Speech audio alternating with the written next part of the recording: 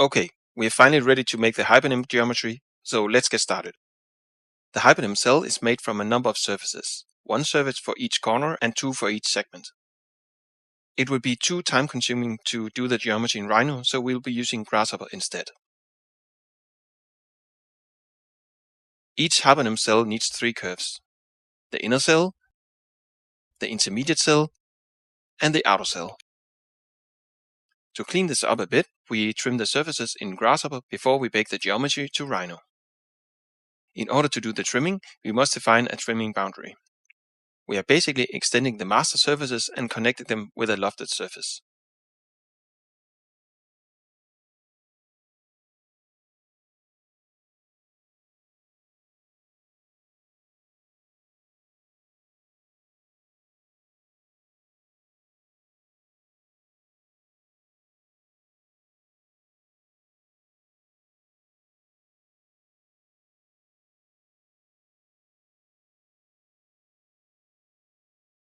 Now we will do the actual Hyparninp cell.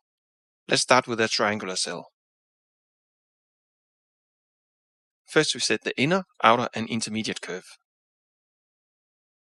Everything is color-coded, so red input needs a red curve, green to green and blue to blue. Next we check that the curves are oriented correctly. Because all curves are made in Grasshopper, we already checked the orientation of the curves, so this is just a formality. If the curves are not aligned, redo the cell using the previous Grasshopper definitions. When the surfaces are created, we need a boundary to limit their size.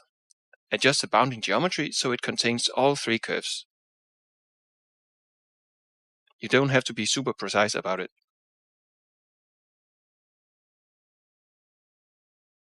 Now for the corner surfaces. By setting a global fillet, you will ballpark the approximate fillet of all corners in the cell. Values between 100 and 500 are usually enough.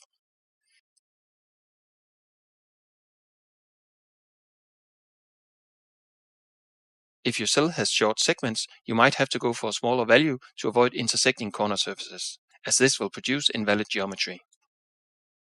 The corner surfaces are connected by linear surfaces. In order to make a smooth transition between the two, we calculate the tangents between the corner surfaces. Depending on the direction of the cell curves, the offset distance must be either positive or negative.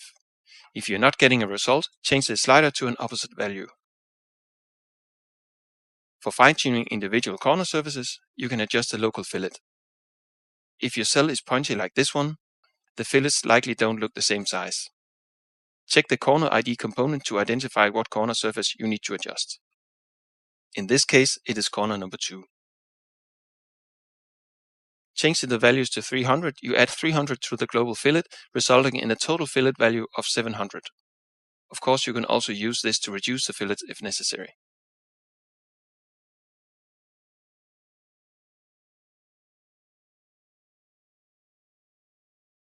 Now the only thing left is to trim the geometry with the bounding geometry. To make a valid trim, Grasshopper needs you to help organizing the linear surfaces. The inner surfaces are the surfaces between the blue and the green curve. The outer surfaces are the ones between the green and the red curve. Reverse the L input on the dispatched components until the surfaces are nicely organized.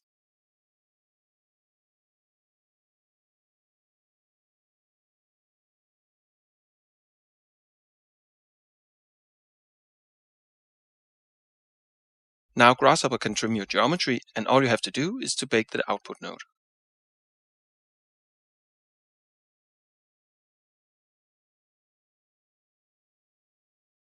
Repeat this for all cells and make sure to use the right definition, depending on if your cell is a triangle, quad, or a pentagon. This will take some time, but I guarantee it is a lot faster than drawing the whole thing in Rhino.